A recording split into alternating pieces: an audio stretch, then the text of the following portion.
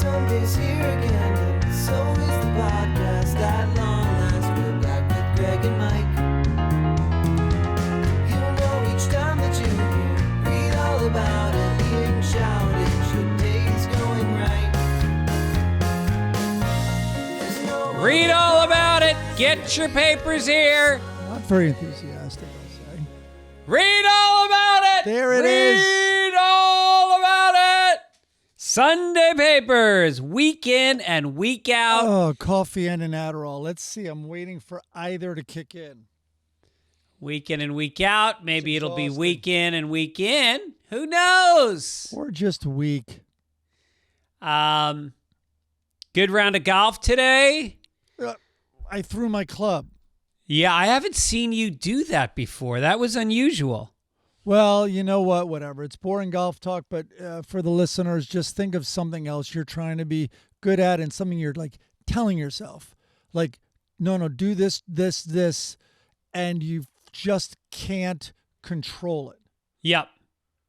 Well, because it's almost like it's like a lot of things. Golf really is, for people that don't dig golf, that's fine. But just know it really is a great metaphor for life, because you're in your head, but you also have to be in your body. You have to be in the moment. Like a golf swing is very fluid. There's a lot of moving parts, and you can't think your way through it. At a certain point, you have to trust your rhythm, and that's your best shot. I feel even embarrassed. I mean, like, people are being just unidentified masked men are throwing people in cars, probably within a half a mile of where I threw my club. So it's like, get some goddamn perspective. Holy crap. Yeah, that's true. At least I had my Mexico hat on. There you go. I think all old white guys who feel the same way. And by the way, just shut your politics off for a second. I think we can all agree this is not our country right now in terms of what's going on. That's not America. That's some other place that usually we send tons of money to change, right or wrong, but that's what we do as a nation. Anyway, so I think if a bunch of old white guys, especially in Los Angeles, all wore like these Mexico hats, it would be a different vibe. I think it would be a different vibe. I think I'm going to go one step further. I believe there's a civil war, a new civil war. It's Civil War 2.0. And I think we should go back to the old uniforms. It's going to be state for state the exact same civil war. If you look at the electoral map, it's the same states. So let's just fight it out again. You got to wear the wool uniforms. You got to only have muskets.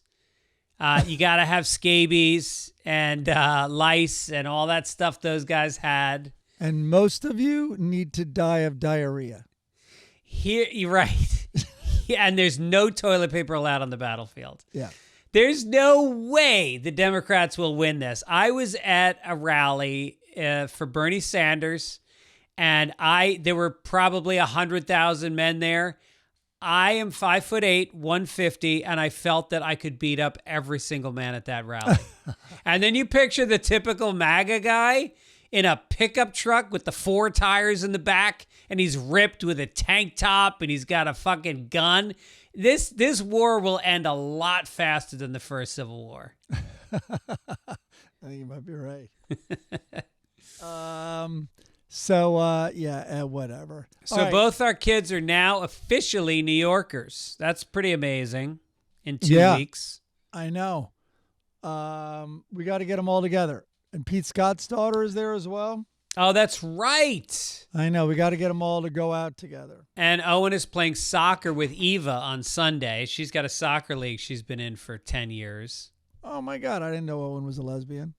Hey, now. Where do they play? Prospect Park in Brooklyn. Oh, very cool. I was just there. Were you? Yeah, Weinstein's place is over there. So I stayed in a hotel the first night because I landed and had to help Sophie move. But then crashed. He has a nice, a big apartment. That's great. He's been there a long time in Brooklyn. It was great. I had my brother lived on Prospect Park. I had no idea how extensive it was. It's huge. Oh, yeah, bigger than Central Park. Yeah. Yeah. It's great. And then as we walked to the park, he's like, that's Turturro's brownstone, John Turturro. I'm like, no way. I went to do my podcast on Monday. And I decided just to do a solo podcast because I just forgot to book a guest. And sometimes I like every 7 or 8 podcasts, I just do it myself. So I had all these things I was going to talk about. And then I started talking about Owen moving to New York. And I look up and 52 minutes later, I did nothing but talk about Owen on the podcast. Oh, my God. That's so sweet. Yeah, so I just put it out, and I texted him today, you might want to check out my podcast this week. It was all positive. I didn't embarrass him. I did see one comment on the YouTube that said we don't get to the news. Like last week, it was over a half hour. So anyway, I was going to update and just talk generally up here, but we'll keep it brief. But Tom O'Neill owes me 2 hours. We were all out having fun. You were part of it. You went home. And then we're all here, and he's like, yeah. And we're like, let's watch something. Now, we all have lists of what to watch. Tom somehow convinces us to watch this old Lee Marvin movie called Point Blank, saying it's avant-garde and stuff like that. It was so bad, and I know everyone has been involved in something else. It's so bad, but then you're like, how much time is left? 40 minutes? Well, we got to see what happens, I guess. Gibbons out, left, in the middle. That was the strongest move of the night, other than you two avoiding it altogether. Well, was it too artistic or was it too slow? It also wasn't making sense. And meanwhile, it's rated very high on Rotten Tomatoes, which is what probably suckered us in. Here's one thing on Rotten Tomatoes. It said, an almost experimental discourse on crime. Yeah, failed experiment. That's what I'm saying. Yeah. It's terrible. Lee Marvin, I mean, he was like, well, I'm trying to think, was he in the Dirty Dozen? Yeah. Oh, yeah. Super famous guy. Right. Yeah, he was a man. He was a man's man. Those guys, back in the 50s and 60s and 70s, those guys, they drank hard, they fought, the press wasn't exposing all the affairs they were having. It was like pretty wild times. Here's a perfect review of it on Rotten Tomatoes. I went to the negative ones. This movie sucks, but the ending was really disappointing. That's perfect. Perfect. I should have written that. I just realized I don't have my wedding ring on. That's not good. Oh, did you lose it? Like I lost 3 of mine? No, I usually put it. Really, I lost it 4 times if you count the divorce. I put it in a pouch in my golf bag because I don't like to have it on when I'm playing golf because it hurts my hand. And I forgot to take it back, put it back on again. You also, in your backswing, you don't want to remember you're married. You're out there fucking with the boys. The cart girl comes by. It's not like I can do anything, but I just want the exchange to be a little more pure. Cart girls must see the worst of this country. Oh, there's a girl she's a cart girl, and she does TikTok videos about it, about the creepy guys hitting on her. Yeah. Fucking rich old golfers, and I know I'm rubbing elbows with a lot of them. They're the worst. Yeah. I know. I don't like that we're in that category, but I like to think that we are the most evolved old white guys. Oh no, I just heard my plan tonight to go to this Talking Heads cover band that's playing a few blocks away. Sold out. Start making sense. Yeah. It's a small club, so it sells out very fast. I might show up. Maybe there'll be no shows or something. No, you won't get in. Oh, thank you. No, I've tried to do that twice, and I couldn't get in. Oh, no, that's not true. I went twice. The second time, the door guy recognized me, and he let us in. So I can meet you there and walk you in.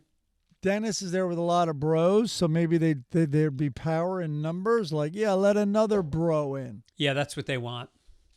Yeah, who doesn't want more bros? All right, we got to thank our logo this week is from Bob.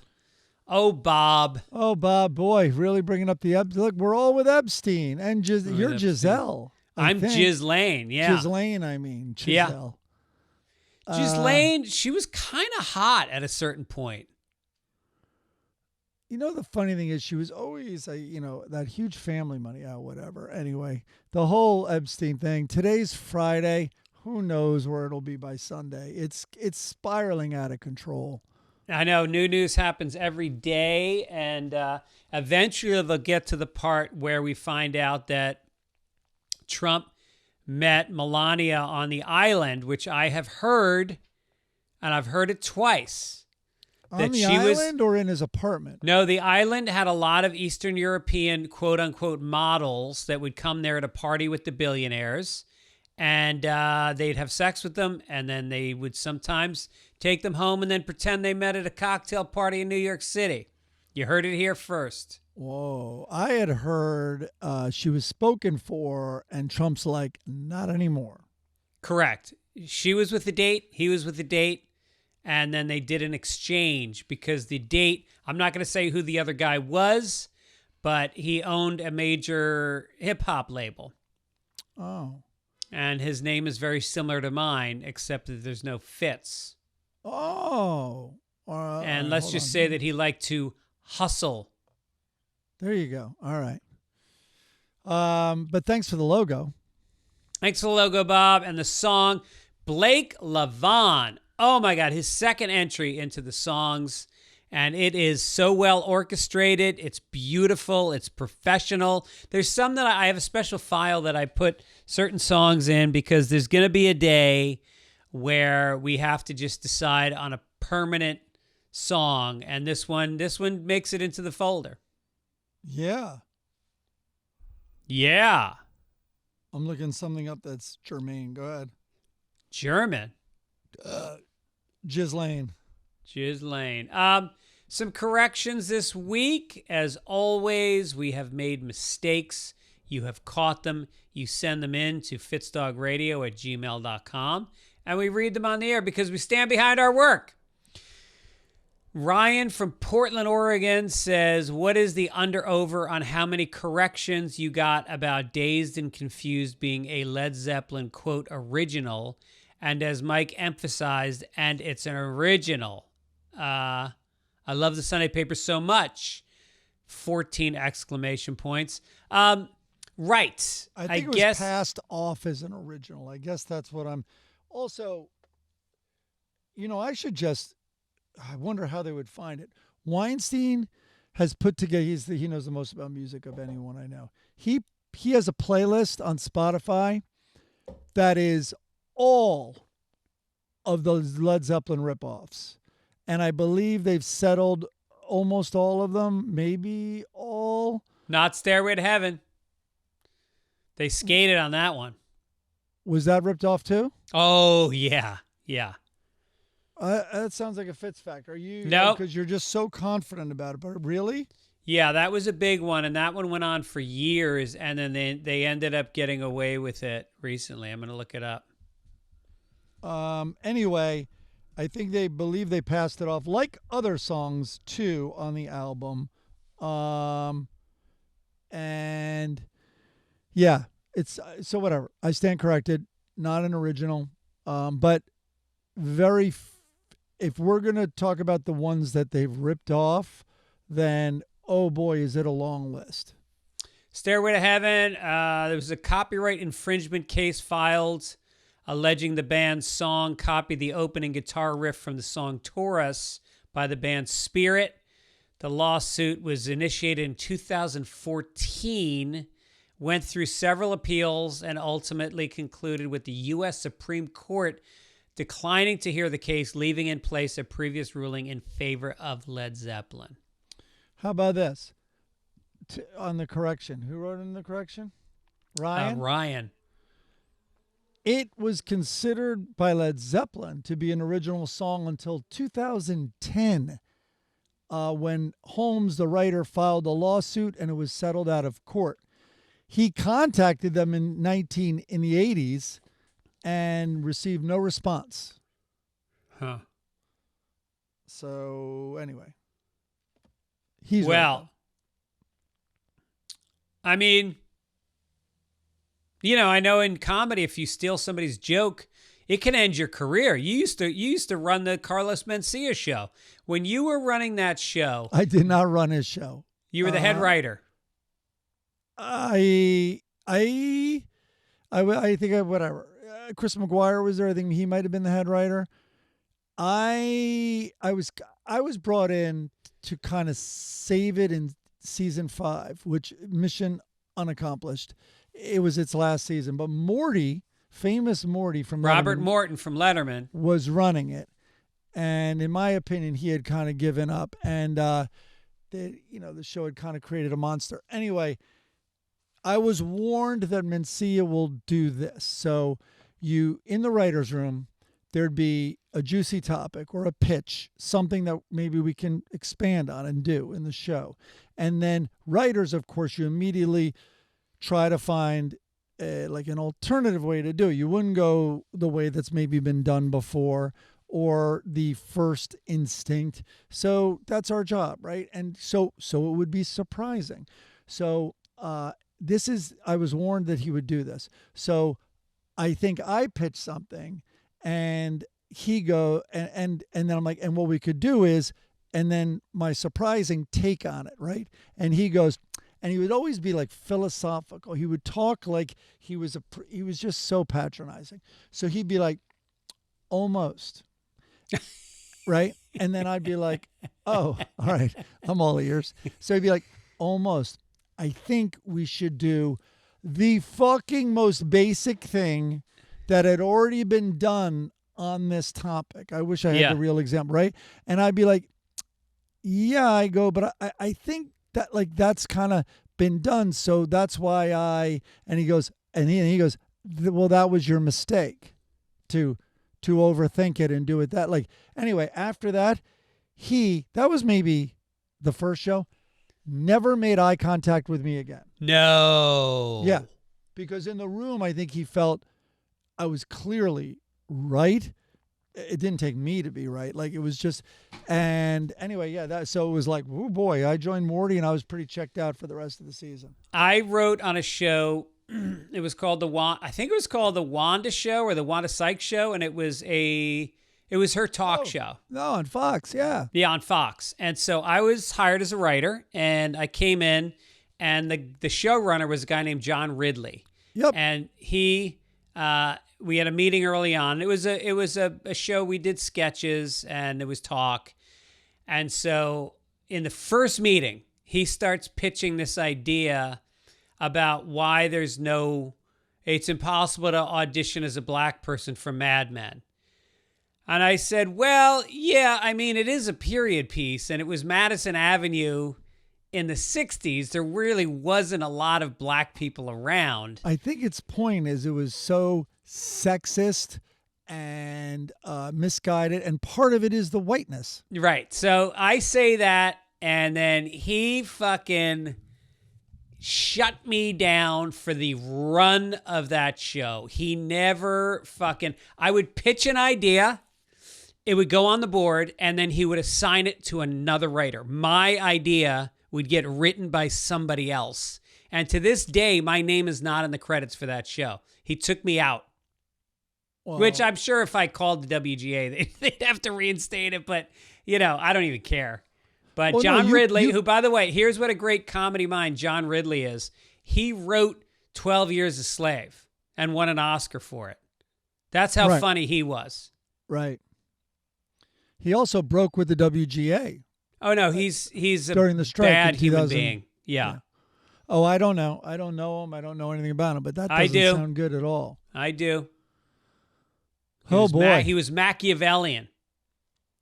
Yeah, by the way, you can totally get that credit. Just go to IMDb and then whatever. No, when the movie won the Oscar, the producers went up on stage. They did not thank him during the Oscar acceptance speech. Thank everybody and not him. So I can imagine what that must have been like. Like a lashing. Oof. That's what he would say. Yeah. I bet he would exploit the moment. Yes. From what we also added a correction that was from Mike. In In talking about the chest size of Malaysian women, you said before I actually researched it on ChatGPT, my objective view was they were very flat-chested, and then ChatGPT backed me up. And he said, I venture to say the word you were looking for was subjective. Okay. Instead of objective. Okay. So, yeah. Gotcha. Well, no, but Thanks, I think JP. you were trying to say empirical data. From what you've seen of everything, you know what I mean? Like, I think you were trying to say, I think you can safely say objectively that comparatively. Well, and also I was objectifying a woman. So it's that. Mike said Liberia was established by ex-slaves from the USA after the Civil War. Correction on it. Oh, you mean this Mike said that? Yes. Got it. You mentioned mistakenly that in 50s and 60s when they wanted to send blacks from USA back to Africa, look into history. Oh, so they actually established. So basically like Israel, they took a piece of land and they carved out a nation for the reason of killing babies. Is that what you were about to say? I don't know what happens over there. I don't read the news. I hear it's bad. And then did you see the clip of Mandy Patinkin? We won't go into it. Boy, did he have a lot to say about the Middle East issue. Oh, really? A lot. And what side is he on? I don't want to say what I read because we're going to get political. It was a surprising take, I will say that. But also, he compared it to, and it was actually a really touching moment, and he choked up. And he was in some podcast with multiple people. He might have even been sitting next to his wife. And he goes, the last line of The Princess Bride, he goes, and here I was 36 years old. And I read, and then he does it in the Montoya voice, which is, so great. And he does it and he goes, and the line was something to the effect of, I have been a rebel or something. Because it was like, what do you want? Will you become the new masked man or something? And he goes, I have been a rebel, I think he said, or in revolt for so long, I don't know another way to live. I just slaughtered that line, so I apologize. But that was, in essence, he goes, and I, until later in life, like around now, never knew the meaning of those brilliant words written by Goldman that I delivered. And he goes, and I do now. And he tied it in beautifully to his view on Israel right now. The final lines of Princess Bride are, but I also have to say for the umpty-umpth time that life isn't fair. It's just fairer than death. That's all. Yeah, it would be... Might have been the ones just before that. Montoya's last lines, yeah. Okay. So anyway, all right. Okay, so let's get into some tour dates. Batavia, Illinois. This was recently announced, so we got to get some people out there because I haven't had much time to promote it. The Comedy Vault, July 25th and 26th. Pottstown, PA at Soul Joel's, July 31st. Point Pleasant, New Jersey, Uncle Vinny's, August 1st through 2nd. According to my agents, there are indeed tickets left for that show. A lot. La Jolla, the Comedy Store, August 29th through 31st. Then I'm coming to Denver, Comics in Connecticut, Vegas, Chicago, San Fran, Cleveland. Go to fitzdog.com, get some tickets. Oh, and I'm coming to Alaska and Fairbanks in October. So look for that going up. That was just booked about an hour ago. Oh, nice. Yeah. So you want to come? You want to come to Alaska? I've never been. It's pretty amazing. I can't find the last lines. But anyway, check out Mandy Patinkin. He has an interesting take on Israel. Very passionate about it. And it will surprise most people because whatever. All right, you got something to crinkle there? Crinkly? Let's see. Crinkle man, toes? Do I have this old thing? This is the story of the week. All right, am I reading it? Yeah. All right, let me get off of Mandy Patinkin. Here we go. Oh, yes. It's Friday. This news is still pretty new.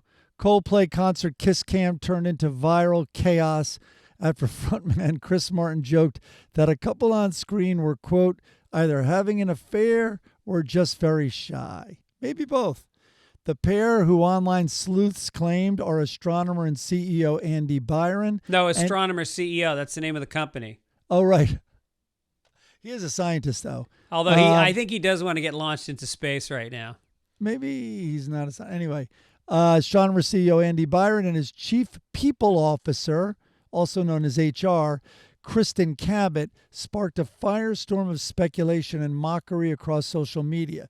Within hours, an apology statement allegedly issued by astronomer CEO Byron went viral. However, it turned out to be a fake. You know, I always said I wouldn't be caught dead at a Coldplay concert. This might be a worse kind of getting caught, actually. Hey, you know, it's easy to say that. I've seen Coldplay at the Hollywood Bowl. It was fucking great. It was really Well, good. you guys are buddies. Yes, I am friends with Chris Martin, full disclosure. And I believe you have a connection to him as well through your daughter. Yep. She was part of the unofficially part of the family while in high school. Like, I would drop her off for dinner there and all that type of stuff. I also drove Moses home an hour and a half in the middle of the night to avoid him taking an Uber. Never received a thank you from the family. Interesting. I didn't want You the would kid think in an you'd get a Uber out big- on Long Island. You'd think you get a big box of goop. Something, or an invite to kiss some woman who's not my significant other at his concert. Something. Although I heard about this CEO and the HR woman that they're both going to unconsciously uncouple with their significant others. Or is it consciously? They're going to consciously uncouple. Yeah. That was one of the great phrases in pop culture history. Right. Yeah.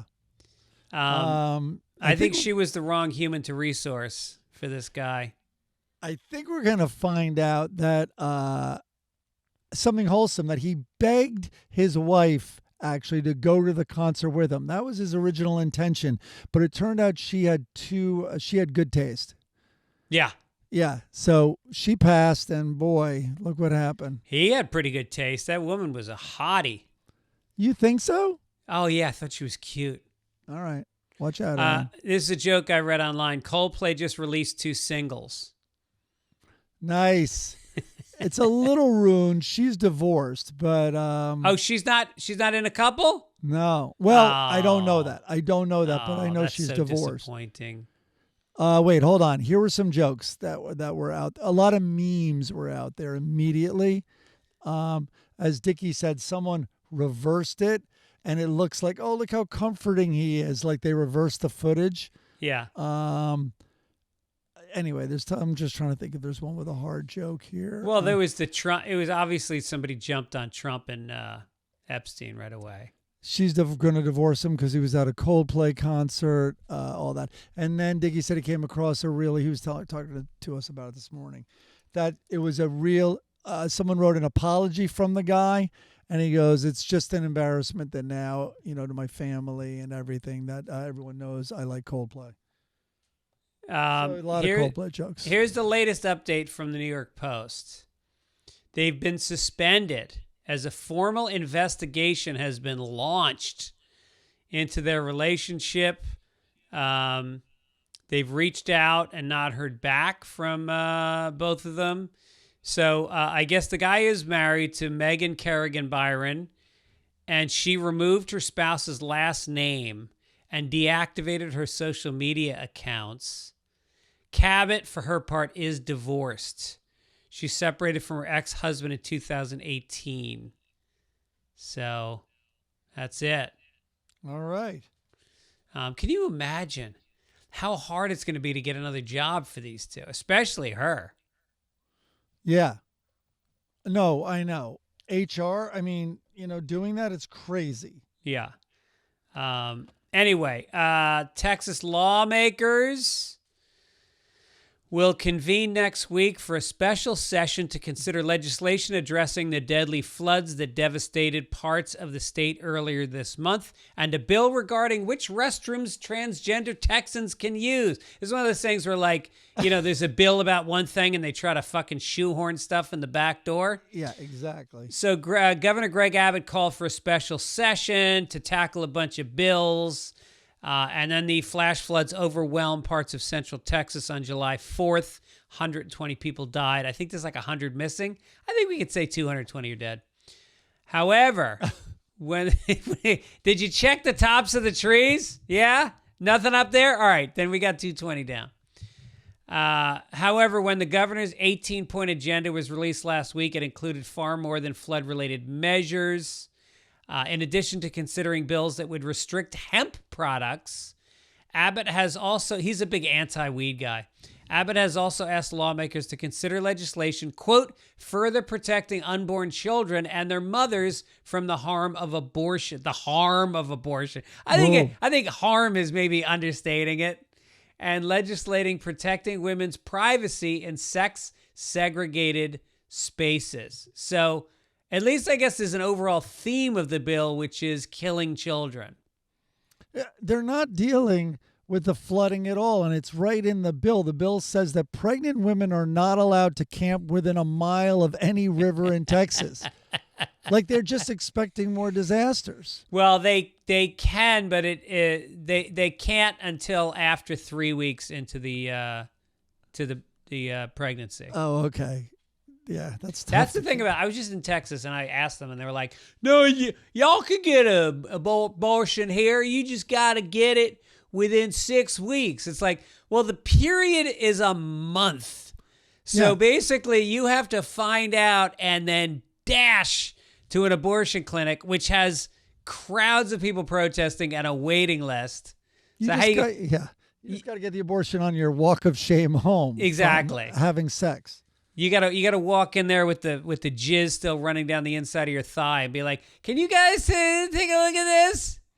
You know who's at most risk of getting burned by that, like short window, is married couples probably, who rarely have sex. They think they're too old. It's not on their radar. And then it's a million stories of like, honey, I have news, and it's like, no, we can't afford another kid. It's like, well, here's the test I just peed on, and now there's going to be a 51-year-old mother out there. Yeah, I thought I was in menopause, and not getting my period anymore, but we did it. Yeah, and I'm 8 months pregnant. I thought I was just fat and done. I use condoms still. But that's just because, Erin travels.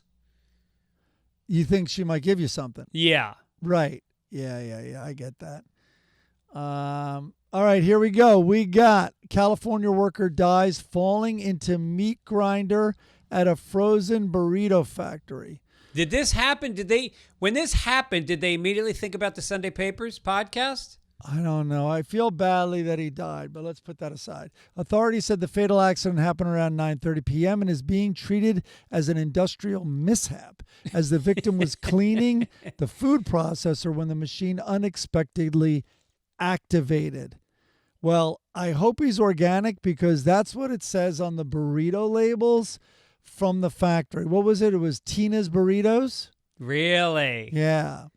Yeah, I heard his funeral was open casket, and they put in his remains, and then they put in tortilla chips and nacho cheese and guac, which I thought was, it's nice. Sorry, it's nice. I thought you got cut off there. This is the choice that in California ICE is giving a lot of people: either go back to Mexico or jump in a carne grinder. Right. And Dickie's joke was, I hope the guy's name was Charles. Yeah. So they can call it what? The chuck. The meat? Yeah, but they would know there was another part of it. Ground chuck. Yeah. And also you wonder, maybe the guy wasn't Latino. Maybe let's just say that it was dark meat. Oh, all right. Or he could have been skinny, low fat. Could have been white meat. Greg, you left that one out. That's right, but probably not.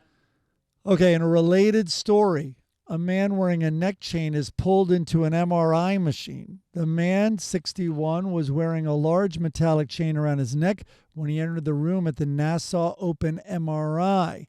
The man, whom the police did not name, did not have authorization to enter the room, authorities said. Meanwhile, the meat grinder guy's like, oh no, you got pulled into an MRI machine? You poor thing.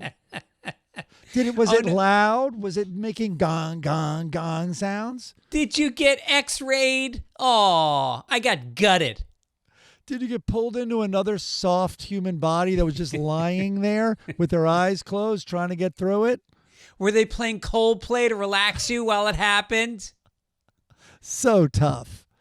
Well, I guess the necklace must have, I mean, they didn't say the last name, but based on how big that chain must have been, I think we can guess the last name ended with a vowel. Rizzo, Moretti, DeStefano, Angelilli. Angelilli? I used to caddy for a guy named Angelilli. Oh, boy. All right. So much for a crucifix bringing you good luck. No, it brings you to your maker. I think that's what happened.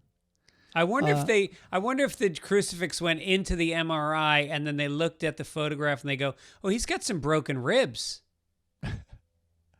That's a tough chain, man. If it drags a guy in there, maybe he's a little guy. I don't know. All right, let's get to the ethical question. Short ribs. Ethical question. They weren't good this week. I'll give you your choice. Here's the first one. My in-laws are hoarders. Should I secretly call the authorities? Wow. Okay. Jeez. That right. I mean, I don't think that's that. Who's gonna, Well, it's not against the law. Right. I think there was some danger. I mean, I could read it to you. I mean, I guess, okay, we're going to do that one. Here we go. And my elderly in-laws are living in a home that is unsafe. The outside of the home is extremely unkempt and the inside is horrible.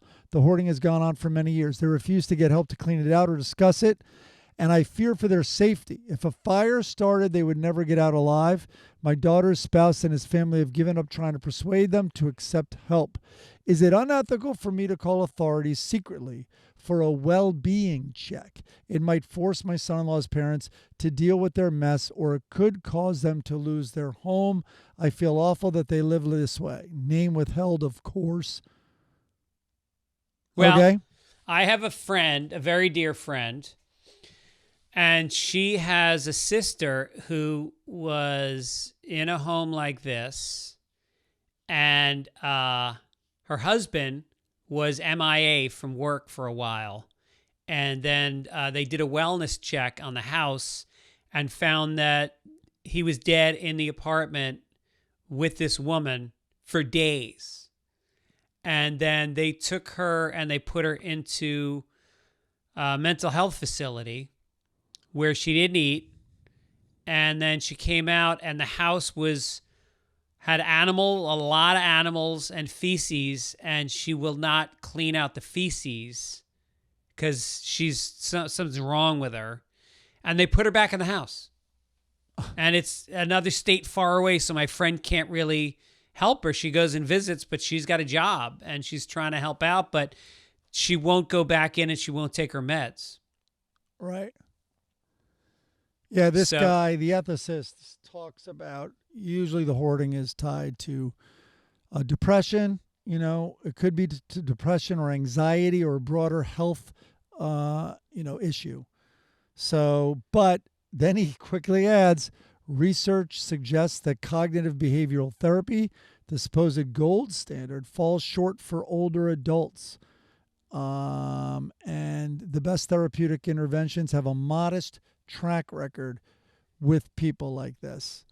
And even dramatic measures such as complete home cleaning almost always fail. The behavior simply resumes. Yeah, my mother-in-law is the opposite of a hoarder. She lives in a one-bedroom apartment in New York City, and couch, TV, couple side tables, small kitchen table, her closet. She has 2 closets. Each one is half empty. Yeah. Like mini umbrella, mini everything. Everything is small. And she loves it. She's totally happy. She's like living this Zen-like life. And not to be morbid, but, you know, she's 85 and she's going to pass at a certain point. And it's going to be just an afternoon to go through the stuff. Okay. Here's another one. I don't want to give anything away. Okay, so ready? The headline. The guy I'm dating wants us to be exclusive. Do I have to agree? Right? So I thought, oh, that's interesting. You know, let me see what she has to say. First sentence. I'm a 20-year-old male. Call it out. I'm out. Now I get it. No, you don't have to agree. You're gay. You guys are getting more tail than anything. Oh, got it. Yeah.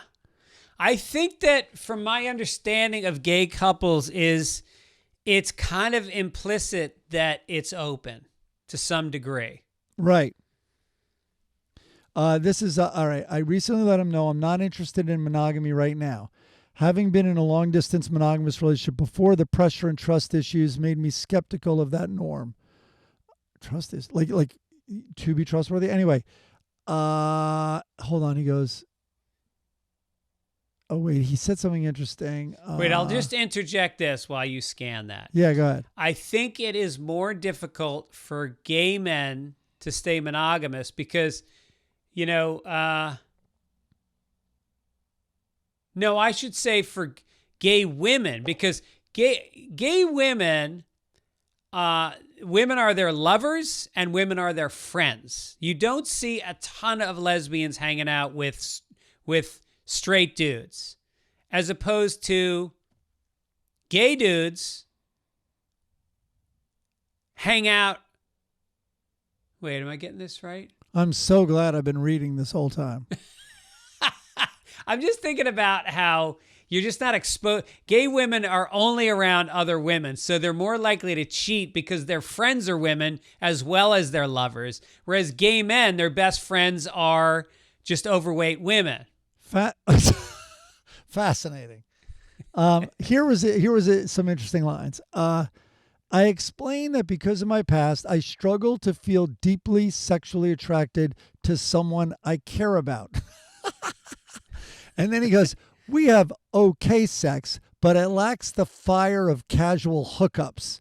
I also explained that my interest in non-monogamy was less about actively seeking others and more about lessening the pressure around potential lapses during travel or because of distance. Well, it's not a lapse if you have an open relationship. Right. But I think this guy, how about this? I don't think you're ready for this partner. That's what I would say to you. I mean, what's their definition of a partner then? I mean, that's a hookup. That's not a coupling. It's either a friendship or it's a hookup. But he's trying to split the difference. Yeah, this guy feels safe for risking monkeypox constantly. That's my takeaway. That's my takeaway. Yeah. The one that was predominantly spread by the gay community. All right, has that changed? What are we doing? Entertainment? Let's get to entertainment. Here we go. Suki Waterhouse has been keeping a secret. The stunning British multi-hyphenate, model, singer, actress shared a selfie from a hospital bed on Monday, July 14th on Twitter. The photo was accompanied by the caption, quote, I wore pants so tight 6 months ago, it caused a hernia and I've been too scared to tell you. What? She also posted an image of herself in the offending tight dark pants. The photo appears to have been taken during the singer's Sparkle Muffin tour in 2024. Sparkle Muffin, more like suffocated muffin. That thing's not sparkling. Wait, you didn't finish the story. I don't think she'll be open. Oh, you're right. She landed the coveted opportunity to open for Taylor Swift on one of her Eras tour dates in London. But I don't think she's going to be opening for a while yet. Now, is the hernia caused? I've never heard of this. Is the hernia caused by wearing tight pants, or do you get the hernia trying to pull them over your fupa? What's a fupa? The fat upper pussy area. Is that a thing? Yeah, sometimes pussy is called pubic, but it's fat upper pussy area to everyone, in the know. Now, is that different than a gunt? Gunt works also. It's all these beautiful 4-letter abbreviations. With U's, yeah. Yeah, the acronyms. So, I guess tight pants cause a hernia? Do we just have to accept that? I would think it would keep it in. Yeah. Interesting. I'm Googling it now. Tight pants, hernia. I wear 32 waist. I normally wear 31-inch waist on my pants. But my underwear, I go 32 because I don't like tight underwear. I wear boxer briefs with a little bit of room. And the best are, there's a Hanes brand that has a pocket on the penis area. Oh. What do you wear? Tighty whities? You're old school. No. How did you just jump? Those are Fitz facts. I wear boxer briefs. Okay. I used to be just boxers. Boxers don't give you any support. Boxers were also, it's like, you pull your pants up now all of a sudden it's like you have a fanny pack around. You have to tuck the boxers back. Yep. And then no support. And then your cock falls through the hole. I don't mind boxers if I'm like just putting them on, like, to go to bed or hang out kind of like, after I shower or something, but like at night, basically like a pajama in a way. Boxers are great for that. I like, you don't feel like you're walking around in underwear. I feel like Julia Roberts has done 6 to 7 films where she's wearing boxer shorts and an Oxford shirt, a man's Oxford shirt. And the sleeves are rolled up and she has an oversized cup of tea and there's a cat nearby and it's probably raining. And her cock's hanging out. Okay. Donald Trump celebrates the CBS cancellation of Stephen Colbert's The Late Show. Trump posted on Truth Social, quote, I absolutely... What? Doesn't he have enough going on? Yeah, I know. Does he not have enough going on? Oh, the comedian. Oh, my God. The black comedian. So funny. He does spots on The Daily Show. He's like, so the leader of the free world, with all that's going on, is in a beef now with Rosie O'Donnell. And then he mentioned the star of this movie. Like it's so true. Like, what is happening? Anyway, Trump posted on Truth Social, quote, I absolutely love that Colbert got fired. His talent was even less than his ratings. I hear Jimmy Kimmel is next. Has even less talent than Colbert, exclamation point. Greg Gutfeld is better than all of them combined, including the moron on NBC who ruined the once great Tonight Show. Oh, my God. Huh. Well, I mean, look, all praise to Gutfeld. He's one of the great comic minds of our generation. Well, and of course, that's assumed. I looked up some of his bits. Quote, Hillary Clinton is more socialist than AOC on Black Friday. Okay. Oh, all right. She spends more money than Richie Rich on Jeff Bezos' birthday. Richie Rich. Huh. Twitter is more like Nazi Germany than Hitler's TikToks with Hunter Biden. These are, I guess he's going to be getting the Mark Twain Award next year. And now I'm going to play, and we're going to play this on the podcast. We're going to play a short clip of Greg Gutfeld during his monologue. It's funny, the Taliban on Twitter. That's like Fred Flintstone operating an iPhone. It's like a Neanderthal playing Call of Duty 2. It's like Joe Biden wearing pants. A regime that champions a return to the dark ages tweets about pressers from their smartphones. I wonder who their service provider is, and does the goat porn cost extra? Does for me. I'd imagine the Taliban is a little myth that you can retweet, but you can't behead. And where's the emoji for Death to America anyway? No, let's just say it speaks for itself. It literally, the joke structure is literally blank, blank, blank. That's like blank, blank, blank. Like 90% of his jokes have that joke structure. It's like AI is writing material for him. What is his background even? Was he ever even comedy adjacent? No, he had the show called Red Eye with Greg Gutfeld or something. But before that? Oh, I don't know. But I know for a fact there's this one writer, and he's a stand-up comic in New York, and he's actually a really good, interesting, creative, funny comedian. And he's a staff writer on this show. I don't know if maybe they got it in for him and they're not using any of his material. It's got to be better than this shit. Man. And also, he's calling Jimmy Fallon a moron. Jimmy helped get Trump elected the first time. Remember look at your hair. Can I touch your hair? He tousled his hair. Yeah. Yeah, he humanized him. Yeah. Well, speaking of TV, as expected, Emmy voters heaped love on the so-called Big Four of comedy. Hacks, The Bear, of course, my favorite comedy, The Bear, where I literally double over laughing. Abbott Elementary, which is pretty good, and Only Murders in the Building. How about only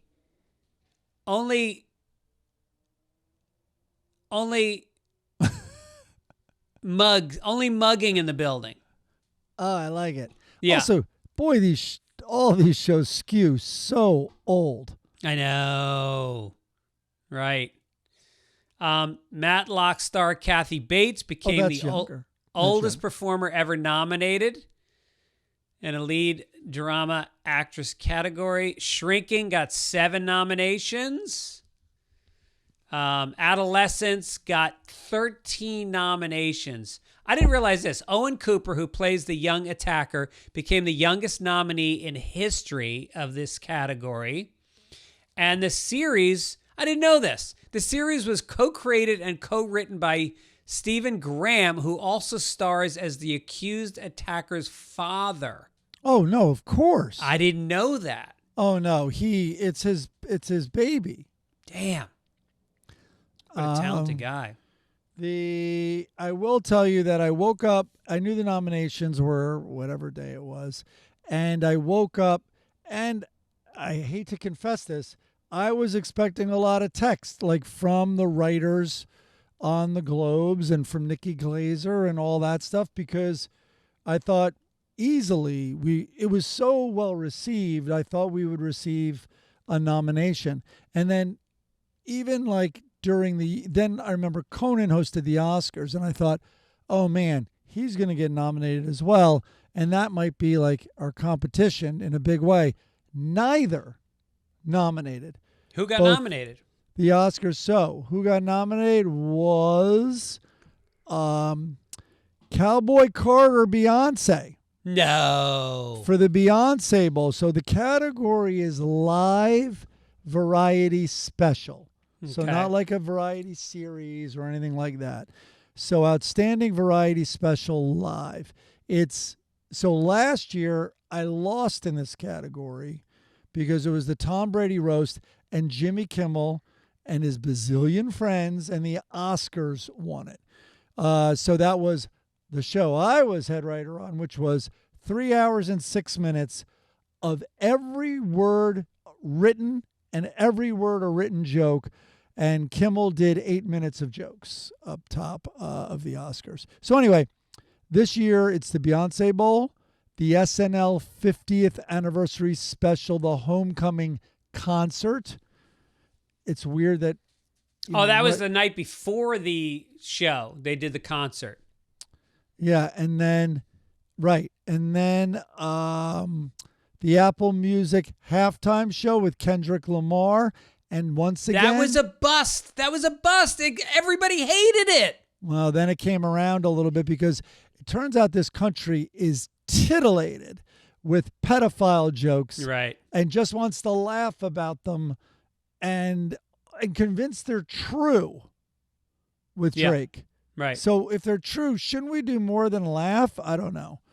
And then the Oscars is also nominated. So whatever, not nominated. But I think I'll be, it looks like I'm working on the Emmy, so I'll be there. Oh, anyway. nice. Yeah.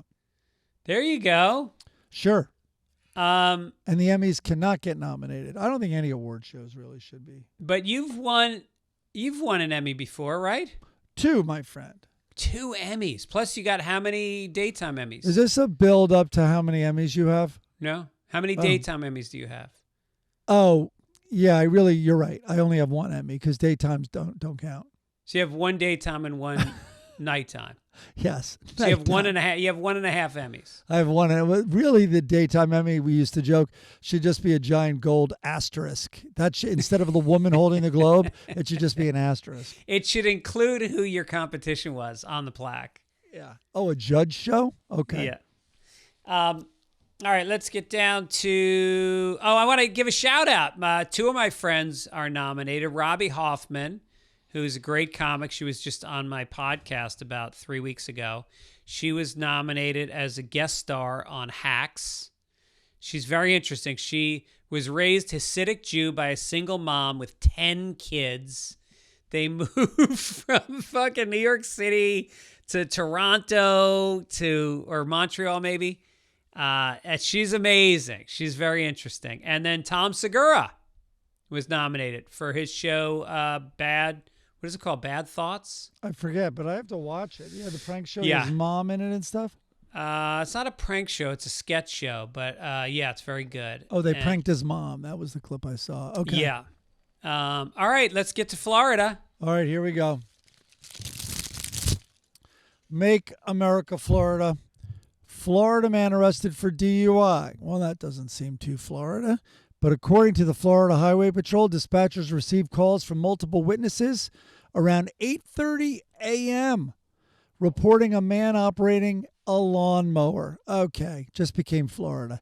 And he was driving erratically on the southbound side of the parkway. Troopers say traffic cameras showed the lawnmower going south. And this guy, Christopher Spain, 38, showed several signs of impairment, including small pupils, flushed skin, dry mouth, and visible irritation to the inside of his nose. I have a picture there for you, Craig. I love it. Look at that weirdo. Yep. Spain also had a small blue straw in his back pocket, according to the troopers, and he repeatedly cleared his throat, sniffed, and spit during the traffic stop. Yes, he's got allergies. He's out there cutting grass. Troopers say Spain refused to perform field sobriety exercises, and he was arrested on a charge of driving under the influence. You know why we pulled you over, sir? No, I don't. Why? Well, you missed a few spots. I don't know. On the freeway here, while you're trying to cut the cement. Yeah. Do you know why we put... I think the sobriety test is, can you drive a straight line? He probably couldn't even do that. Right. Well, I guess this is what we had. This is the future.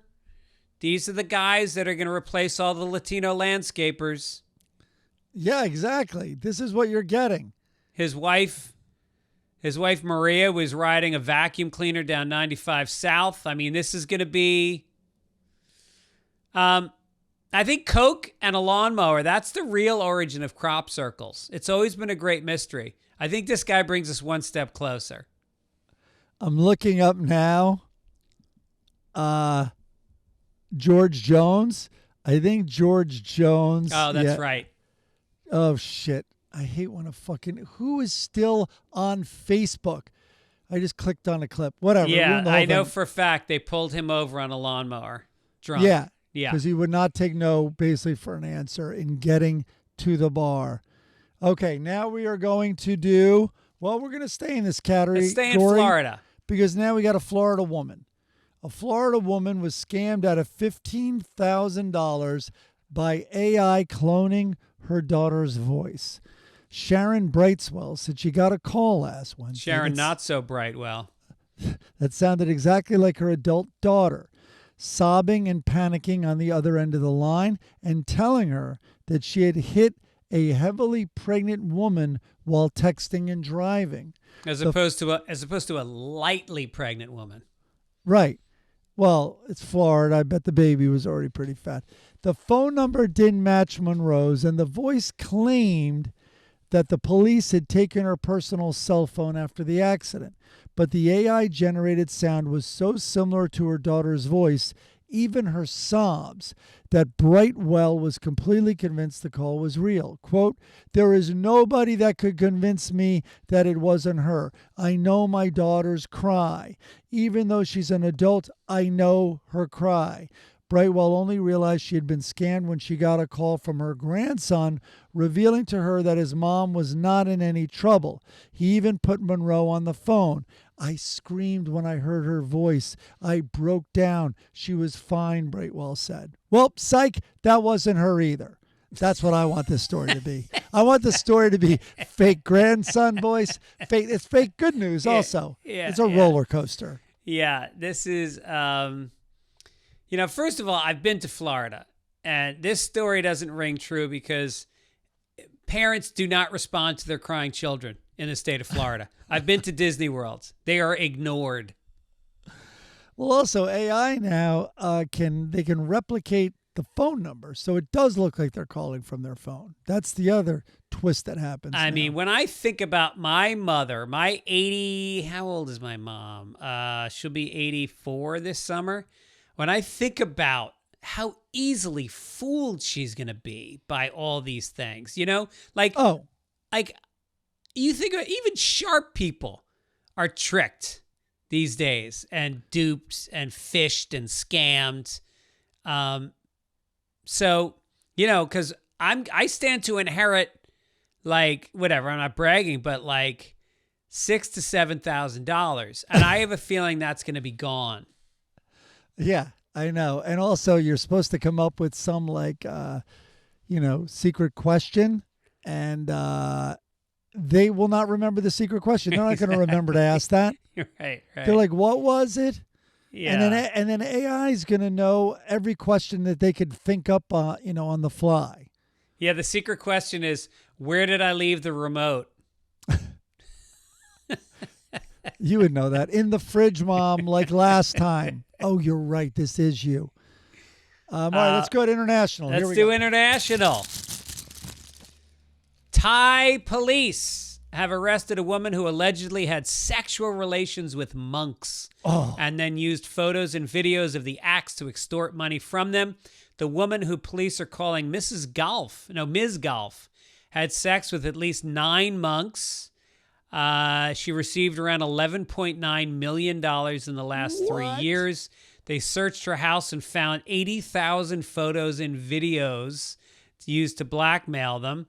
It's the latest scandal to rock Thailand's much revered Buddhist institution, which in recent years has been plagued with allegations of monks engaging in sexual offenses and drug trafficking. Cardinal Bernard Law was asked to comment, and he said that's disgraceful. Does she have any sons? Is she called Miss Golf because she played a round of 9?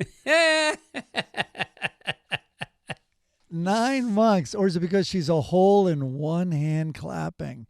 Oh. That was my attempt at an AI joke. They just are taking the two categories of things and just wedging them together. Yeah.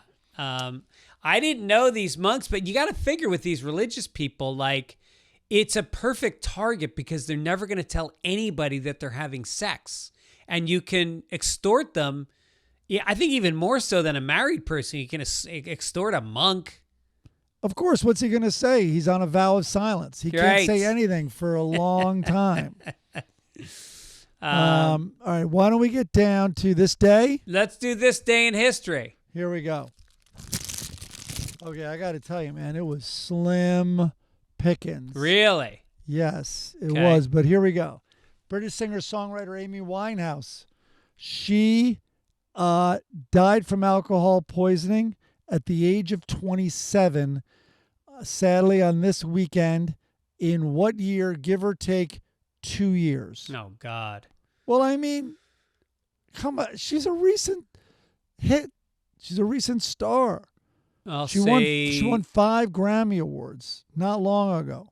I'll say 2015. You missed it, buddy. I knew it. I love it. 2011. Oh, really? Yeah. Did you see the movie, by the way? It was great. A lot of The people mov- didn't see it. The movie is fantastic. Are you kidding me? Yeah. All right. Now I got to go up here a little bit. Let's see. We got, you'll know Bob Dole. We got.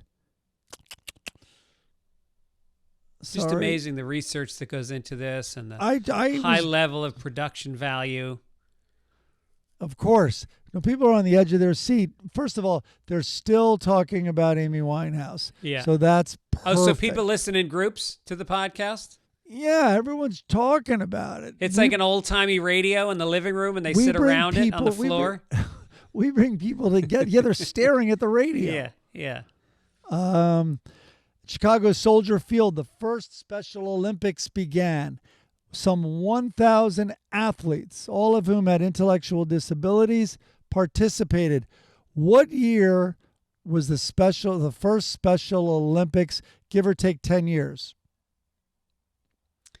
I would say the first year, then the Olympics started in 1953.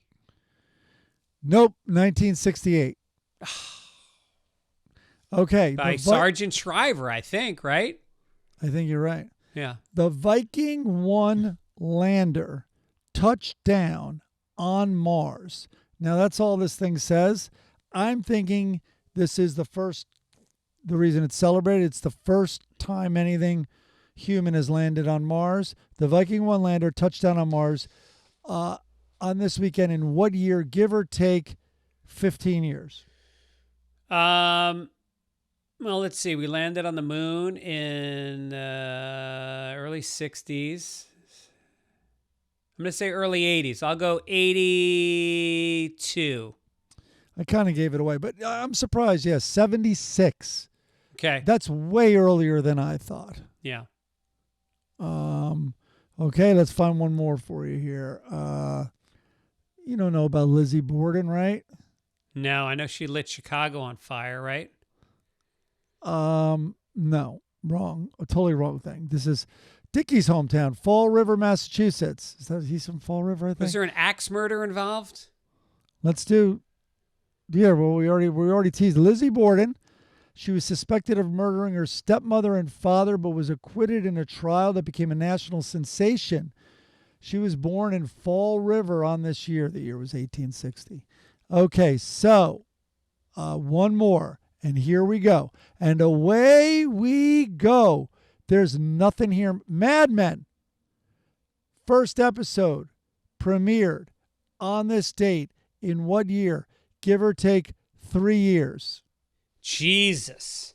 Well, I can remember exactly where we were when my wife saw it for the first time. I was performing at the Punchline, and I came back to the room, and she was sitting on the edge of the bed, half naked, because she was getting undressed, and she happened to turn on the TV, and she couldn't look away. She was mesmerized. It was such a different look. Also, she was in love with John Hamm. I mean, she also didn't want to get up and slip all over the place with all the water gushing out on the floor. That's my wife. Sorry, go ahead. All right, so I would say that probably I said would've- water. I was trying to be nice. That would have been about 17 years ago. So let's say 2000 and what does that add up to? I'm not going to give you the math. 2008? I'm Good going to for say you. 2008. 2007. Good for you. Nice. Let's see if you know this. Jane Austen died on this weekend in what year? Give or take 30 years. 1860. 1817. Wow, really? Yep. Damn. She was ahead of her time. She's a strong woman. Okay, we'll end on a strong note. A book that you have multiple copies of, it's on your shelf. Mein Kampf was published. The first volume was published. It's technically a manifesto. Became the Bible of Nazism and the Third Reich. It was published on this day in what year? So I'm going to give you 4 years. 1931. 1925. No way. Right? Earlier than I thought also. Damn. All right, we're moving on. Here we go. Letters to the editor. I'm kind of proud that I got the Hitler trivia wrong. No, I don't right. think you want to be that sharp on the Hitler trivia. No, and also because if you know history, you won't repeat it, and you want to repeat that. Yeah, again and again. Yeah. It's mine history to repeat. All right, I already crinkled. Letters to the editor. All right, dear. Hey, Greg, hope you and the family are doing well. I ran across an article saying that Musk is adding his AI chatbot, Grok, to his Teslas. If you haven't heard, Grok went 8chan on the Jews the other day. I would like to hear your riff on the Swatizkar's latest Swastikar. Mecha Hitler software update. Anywho, take care and thanks for all the laughs. So yeah, I heard something about this that,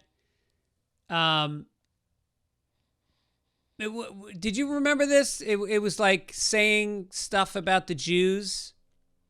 Oh, of course. No, Grok went crazy. Yeah. And didn't it drive like on the sidewalks in Austin, Texas? And yeah, and it was saying it was almost like the car was programmed by a guy on ketamine. Yeah. And Ritalin. I hadn't seen this letter, so I have nothing prepared. But yeah, what are some jokes you could make about Grok in the Tesla? Well, see, this is where ChatGPT does a lot of the work for you. yeah. I'm running down the list of all German things I know that could be applied. German things. It goes 0 to 9. There in you 1 go. second. That's horrible. Yeah. It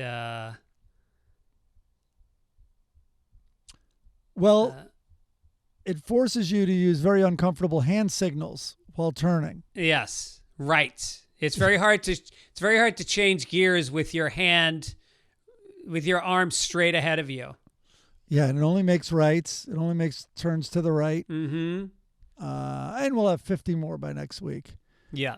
All right. Oh, here we go. And the heat is at 285 degrees. Yes. Before we go any further, because we could go to obituary, I did see someone who died, and I did not flag it, though. But we've been on a good run of not losing anyone, I think. Yeah. Do I have that right? We had no. Nobody. Connie Francis, but nobody cares about her anymore. Yeah. No, you know what? I think I did see it was Connie Francis. All right, we're moving on to the funnies. Okay. Poor Connie.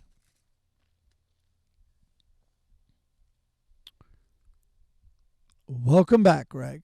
All right, we're going to the comics. As you know, every week we do the comedy caption contest where we give you one frame of a comic, and then you guys write a punchline for it. You write the caption, you mail it into fitzdogradio@gmail.com. We pick some finalists, we pick a winner. That person gets a Sunday Papers koozie sent directly to their home for the summer. And we ask that you send them in and put your name directly underneath your submission. This week, we have a giant rat, and he's walking down a city street. He's stepping on a car, which is crushed. He's about the size of a building, a large building. He's got another car in his teeth that he's chewing on. He looks angry. There are buildings falling down in the background. And then Ari from Tulsa said, "You gave a mouse a cookie, and now we're fucked. Thanks." All right, Tulsa. David Harriman said, "The rat from Joe DeRosa's sub shop." Is that a thing? Did Joe DeRosa have rats in his sub shop? I'm imagining they're just attributing a rat to his subway. Do you know Joe DeRosa? No, I've never met him. Oh, he's hilarious. Oh, I I hung know out that. with him in Austin all last week. He's the best. Bob says, AI rat. Can Tom Cruise save Metropolis from a koozie seeking AI rat's huge cock and savage bite coming to a theater near you? Very wordy, Bob. Huh. Willem says, it's got AIDS. Okay. That's someone screaming in the street, I guess? Yeah. Ryan Timberlake says the creators of Godzilla made the movie more relatable to Indian audiences. Okay. Because they have a lot of rats there. Yes. Okay. Jason said Scabby, the GMO rat for Local 109, Mad Scientist Union, got a little testy with some Teslas. The wording, people. Like, I get the idea, but say it out loud before you write it down. Does it read like a sentence? Dano said, of mice and menstruation. Not bad. Meredith Tollefson said, you're going to need a bigger flute. I kind of like that. That's good. Brian Daniels said, new pharmaceuticals often require subtle tweaks before they can move to clinical trials. I like that one. Tim Bagan said, following an unprecedented series of failures and rejections, Elon unleashes his next brilliant invention onto the world, the musk rats. Again, conservation of words. It may be a little shorter. Muskrat is the lead there. I mean, get to that quicker. Frank Kehoe says, the union immediately regretted not ordering the usual inflatable protest package. That's one submission. And his other one is Wuhan Mickey. Wuhan. Wuhan Mickey. Yeah. John Moffat said, cut. I asked for Rodan, not rodent. Okay. What's Rodan? Rodan is from the Godzilla movies and everything. He's all right. monster. So that's Well, then that's pretty... not bad. That's not bad at all. Yeah. Finally, Dave Dravanak said, just days before, State Farm canceled everybody's giant rat insurance. That's good thinking. Yeah. I like that. All right, so there was two going back that I feel like we liked. There was the side effects of the pharmaceuticals, and we liked we're going to need a bigger flute. And of mice and menstruation. I feel like those are the three finalists. What do you think? I usually pick them. I kind of like the we're going to need a bigger flute just because it reads really well. It flows. It's got, it Sure. sounds good. And it's the 50th anniversary of Jaws. There we Let's go. do it. All right. Congratulations to Meredith Tollefson. Send us your address and we'll get that koozie right out to you. All right. Let's get straight down to, we'll read this viewer mail next week. Right now, let's get to Hagar the Horror. We'll do comics. Let's do the comics. Let's go. Well, we're already in the comics, the funny section. Go ahead. Okay. So Hagar is, he's standing outside of a castle. And then he says, I'm here to defeat your army and claim your royal castle. And then the king's standing out front with the door open. And he goes, I know, I invited you. And then Hagar goes, I suspect a trick, but I can't resist. He's got his whole army with him. And then Hagar says, let the great battle begin. And then the king goes, perfect. My biographer says if you want a bestseller, your last chapter needs an epic battle. And his soldiers come out of the castle, and he's got this guy behind him who's writing his biography, apparently. And if you want a bestseller, you also need a sex scene, like especially one with 120 sweaty Vikings piled on top of your wife, because that's what's about to happen, Your Highness. That's what's going to sell, exactly. The Lockhorns, Leroy, it's the best. He's out on the dance floor. He's got a cocktail in his hand. He's got a lampshade on his head. He's dancing with a young, beautiful woman. And Loretta is talking to another woman, and she goes, the more adult beverages Leroy consumes, the more childish he becomes. I just like that Bunny is not afraid to put a fucking lampshade on a head for the joke. Yeah, I like it. Now they're at a palm reader, and the palm reader holds Leroy's hand, and she goes, "First of all, I can tell you never help your wife with the dishes." As she That's a laughs. good joke. That's good. Let's do some BC, our newest comic. It's kind of a weird one. 3 frames. First frame, the 2 dudes are walking over. They see a bottle is washed up on the shore. And then the second frame, the guy picks up the bottle and he shakes out a lot of stuff. And the Looks guy like goes, rusty nails and pieces of crap. and the other guy is like, "What's all that?" And then the third and final frame, he turns to the guy and goes, "Junk mail." It's funny. It's kind of creative, Yep. creative. Like, it's really simple. A lot of negative space in terms of no words. And you know what? I'm not like, I want that time back. Like with Point Blank, the awful movie with James Coburn. Yep. Let's get down to, speaking of blanks, Dagwood walks in the door, and Blondie's wearing a white summer skirt, and she's got a rust-colored sleeveless sweater with a semi-plunging neckline, but it really accentuates the underside of her breasts. And he says, "Hi, beautiful, what's new?" She goes, "Actually, there's something new and creative." And he goes, "Is it something that requires a garage?" And she goes, "Not this time, honey." And they walk in the living room, and she goes, "Surprise, sweetheart, what do you think?" And he goes, "I think that someone broke in and moved the sofa to the other side of the room." And he goes, she goes, "I thought a fresh look for the living room would be a nice change of pace." And he goes, "There was nothing wrong with the old place against the other wall." And she goes, "Honey, I'm positive your body will adjust to this location in nothing flat." She goes, "Come on, give it a quick test for a few minutes." And he goes, "I'll give it a shot." Test nap. Give it a... Oh, test nap. "But I'll give it a shot, but my back will be in for a shock." And then he lays down and he's sleeping. And she goes, "No shock there." All right, Dagwood.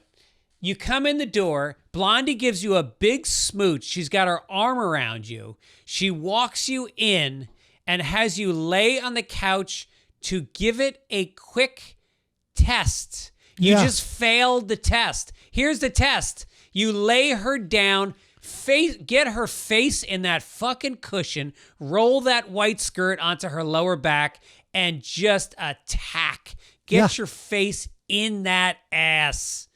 and make Summer mean something. Make this the summer she remembers you coming alive, hitting puberty, becoming a fucking man. Exactly. Move that couch. Move it. The 2 of you on it, move it around the room. Right. Ugh. All right. Anyway, what can we say? We want to see you guys coming out to the clubs this summer. Batavia, Illinois, this coming week. Pottstown, PA, Point Pleasant, New Jersey. Go to fitzdog.com, pick up some tickets. And was there something else I wanted to promote? Your Friends and Neighbors I really liked with John Hamm. Yeah. Yeah. I would say watch Point Blank the movie. I think you guys will love it. Yeah, he's setting you up. Setting you up. I know I've thought about it during the podcast. You know what? I think I'm wrong. All right. Well, thank you to Midcoast Media for producing and editing and uploading and all that such. And I guess we'll catch you guys soon. All righty. Take it, Aish. Take it, Ish. Yeah. Sunday's here again, and so is the podcast.